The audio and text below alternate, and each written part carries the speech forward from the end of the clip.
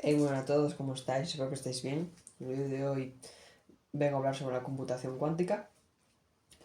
Voy a primero explicar qué es la computación cuántica, luego la computación clásica versus la computación cuántica. Luego, en el primer resumen, pues explicaré qué es la computación cuántica, por qué usa las leyes de la mecánica cuántica, cuáles son las tres leyes de la mecánica cuántica. También explicaré la superposición, explicaré las esferas de Bloch y también explicaré las matrices de dos componentes, las cuales se utilizan para representar el estado de posición dentro del vector, pero bueno, eso lo voy a explicar más adelante. Bien, ¿qué es la computación cuántica? Es el tipo de computación que usa las leyes de la mecánica cuántica para procesar información diferente a la computación clásica. Bien, entonces, ¿cuáles son las leyes de la mecánica cuántica? Bueno, pues la primera que tendríamos aquí sería la superposición. La superposición, digamos que es cuando están los dos estados a la vez. Por ejemplo, con el gato de Schrödinger es cuando el gato lo tenemos en la caja y todavía no hemos hecho que, por decirlo de alguna manera, colapse a 0 o a 1.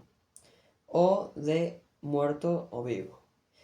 Entonces, al estar en superposición, esto permite hacer múltiples cálculos a la vez, mucho más potentes, a comparación de la computación clásica.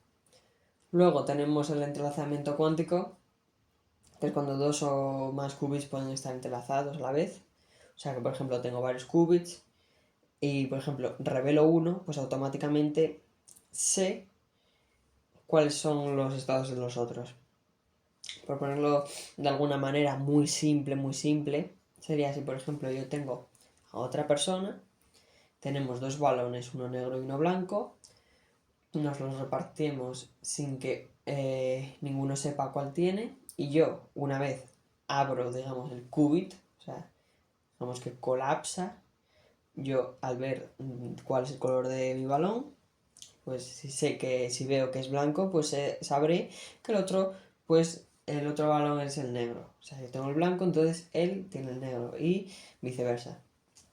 Y luego tendríamos la interferencia cuántica, que se usa para manipular las probabilidades de los estados cuánticos y aumentar la probabilidad de obtener la respuesta correcta en un cálculo. Bien, ahora voy a enseñar las diferencias entre la computación cuántica, o sea, la computación clásica y la computación cuántica. En la computación clásica tenemos los ceros y los unos. En la computación cuántica tendríamos los ceros, los unos y la superposición, que es lo que expliqué antes de el 0 y 1 a la vez, el 0 y el 1 a la vez, que lo tengo justamente aquí explicado, y luego se puede explicar con esferas de Bloch. Bien, ¿qué es una esfera de Bloch? Lo primero de todo, porque primero quiero explicarlo, antes de meterme con las matrices y las esferas de Bloch y cómo se puede explicar la superposición aquí adentro. La esfera de Bloch pues sirve para representar estados del qubit en un eje o sea, un eje de coordenadas de x, y y z, y la dirección del vector, que es lo que representa el estado del qubit, que luego aquí en las matrices es las matrices de dos componentes, que serían las que representan la posición dentro del vector, pero bueno, eso lo explico luego. Entonces, la esfera de Bloch, que es lo que acabo de explicar, pues sería esta esfera. ¿Qué pasa? Esta esfera, el vector, depende de dónde apunte, tendrá cierta probabilidad de colapsar a 0 o a 1.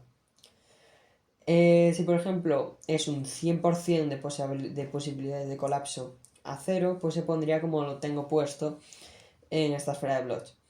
Tendríamos la flecha para arriba y eso sería que representa un 100% de colapso al número 0. Luego en el estado contrario, o sea, de que tenga un 100% de probabilidades de que colapse a 1, pondríamos esta flecha hacia abajo.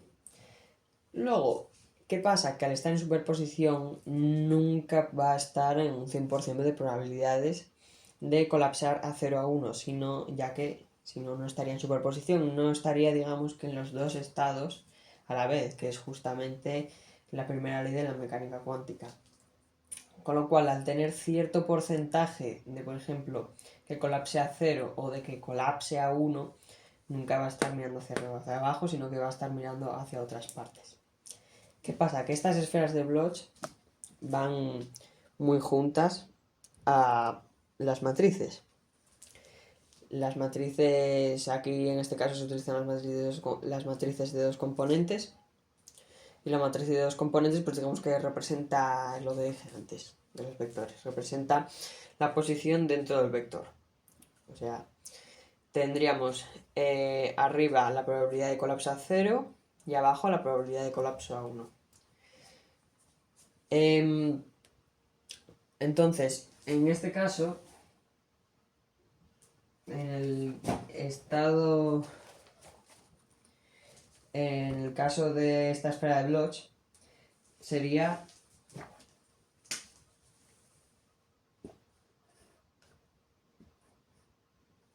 sí. Bien. Esta representación en la matriz sería la representación de esta esfera de Bloch, pero en una matriz de dos componentes. Bien, la matriz está formada por dos. Como ya expliqué, la probabilidad de colapso a 0 sería el de arriba y la B de beta sería la probabilidad de colapso a 1. Luego, aquí tengo alfa y beta. Y luego las matrices tienen que cumplir esta propiedad, que sería alfa elevado a 2 alfa elevado a 2 más beta elevado a 2 equivaldría a 1.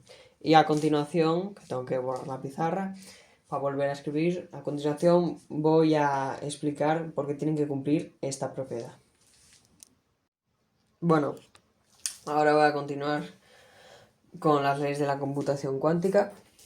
Como antes expliqué, las leyes de la computación cuántica están basadas en la mecánica cuántica. Son tres, es la superposición, el entrelazamiento y la interferencia cuántica, que ya antes expliqué la superposición con las esferas de Bloch y las matrices, pero bueno, ahora lo voy a explicar más a profundidad. Bueno, pues la superposición cuántica es cuando un qubit está en los dos estados a la vez, permitiendo así realizar múltiples cálculos a la vez. La superposición es la razón por la cual la computación cuántica es mucho más potente que la computación clásica, ya que en la computación clásica solo tienes el 1 y 0, o sea, no puedes tener, como en este caso, que es la computación cuántica, un 1 y 0 a la vez, con lo cual esto hace que sea mucho más potente. Bueno, por aquí abajo tengo la representación en matriz, la notación de vectores y luego puse un ejemplo de la representación en matriz, que sería una puerta Hadamard, que más adelante explicaré y dónde se puede aplicar. Bien, la representación en matriz pues describe las operaciones sobre los qubits mediante matrices unitarias que transforman los vectores de estado. Puse de ejemplo la puerta Hadamard, que bueno, ahora explico. Aquí tenéis la representación y luego en notación de vectores representa el estado del qubit como un vector columna. Pues aquí puse el ejemplo. Donde alfa y beta son números complejos y tienen que cumplir, pues esta es la ecuación que antes mostré, que tiene que cumplir la superposición cuántica. Un ejemplo de superposición cuántica que dije en la representación matriz o representación matricial, pues sería por ejemplo la puerta Hadamard. La puerta Hadamard es una puerta cuántica la cual está justamente hecha para crear una superposición equilibrada entre el 0 y el 1. O sea, la puerta Hadamard, que es una de las muchas puertas que existen, se encarga de crear, por ejemplo, bueno, de pasar un qubit que por ejemplo está en 0 o en 1, lo pasa a una superposición equilibrada. O sea, lo pasaría a un 50-50, digamos. Esta es la representación de la puerta Hadamard. Y luego aquí puse un ejemplo de pues aplicando una puerta Hadamard a un estado de un qubit que está en 0. Hadamard 0 y pues aquí haríamos las operaciones y nos acabaría saliendo que el qubit está en una superposición equilibrada. Vale, pues muy probablemente os preguntaréis ¿dónde se pueden aplicar estas puertas cuánticas? Pues las puertas cuánticas se pueden utilizar en lenguajes de programación como puede ser Qiskit. Qiskit es un lenguaje de programación que está basado en Python y cualquiera lo puede correr en un ordenador convencional de toda la vida, o sea, en la computación clásica, ya que la computación cuántica, o sea, la computadora cuántica necesita ser programada desde un ordenador con computación clásica, o sea, computación normal de toda la vida. Entonces, yo programo el código en mi ordenador, o sea, en mi ordenador de computación clásica, por ejemplo en Qiskit, y pues desde aquí puedo utilizar las puertas cuánticas, que más adelante os explicaré cómo funcionan y muchas más cosas. Bueno, ahora voy a continuar con el entrelazamiento cuántico. Bueno, continúo con las leyes de la mecánica cuántica. La segunda ley de la mecánica cuántica, bueno, en este caso de la computación cuántica, que son las mismas, sería el entrelazamiento cuántico. El entrelazamiento cuántico, lo que expliqué, fue antes de cuando, si tengo dos qubits que están entrelazados, yo al revelar un qubit colapsa y al colapsar me sale 1 o 0, ¿no? Pues yo automáticamente al colapsar 1 y saber si es 1 o 0, automáticamente sabría el estado del otro qubit. Bien, como ejemplo puse el estado de Bell. El estado de Bell pues es un tipo de estado cuántico en el cual están entrelazados dos qubits. Aquí lo tengo apuntado y luego en forma de vector también lo apunté. Y ahora voy a lo que más me interesa, que sería cómo generar un estado entrelazado. Bien, primero aplicaríamos una puerta Hadamard al primer qubit. Aquí, como podéis comprobar, Hadamard 0. Y luego el segundo paso sería aplicar una puerta NOT. La puerta NOT aquí en definición matricial la he escrito. Y aquí es donde la explico. La puerta NOT pues es una puerta cuántica que actúa como con puerta XOR, controlada en la computación cuántica. Bien, al aplicar luego la puerta NOT sobre lo anterior, obtendríamos esto. Bien, esto ya sería un estado entrelazado del qubit. Entonces, este es un estado entrelazado que afectaría instantáneamente al otro qubit. O sea, ya tendríamos los dos qubits entrelazados y ahora mismo, al colapsar uno, ya sabríamos cuál es el estado del otro qubit. Y ahora va a continuar con la interferencia cuántica. Bueno, por último voy a explicar la interferencia cuántica y ya en el siguiente vídeo hablaré más sobre computación cuántica. Ya que van a ser una serie de vídeos, también explicaré cómo programar el lenguaje de Qiskit, que es un lenguaje de programación que se utiliza para los ordenadores cuánticos, como antes expliqué. Y bueno, ahora para acabar tenemos la interferencia cuántica. La interferencia cuántica pues es lo que ocurre cuando se combinan múltiples caminos cuánticos y se refuerzan o se cancelan ciertas probabilidades pues, de ese camino cuántico. Bueno, pues aquí tenemos primero, puse este ejemplo, en el cual primero creo un estado de superposición, que sería este, y luego aplicaríamos una puerta de Hadamard, o sea, como antes expliqué, la puerta de Hadamard es la que pone en estado de superposición el qubit. Entonces aplico la puerta de Hadamard y me acabaría saliendo 1.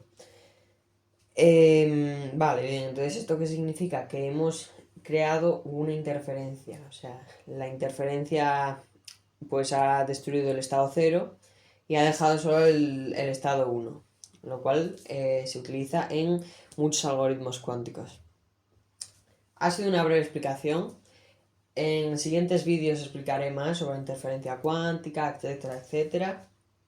Y bueno, espero que os haya gustado este vídeo de iniciación a la computación cuántica. Espero que os haya sido sencillo, aunque sé que tiene muchas cosas, pero bueno. Con el paso del tiempo iré sacando más vídeos, con lo cual iréis aprendiendo más. Espero que os haya gustado, sobre todo que os haya servido y nos vemos en el próximo vídeo. Adiós.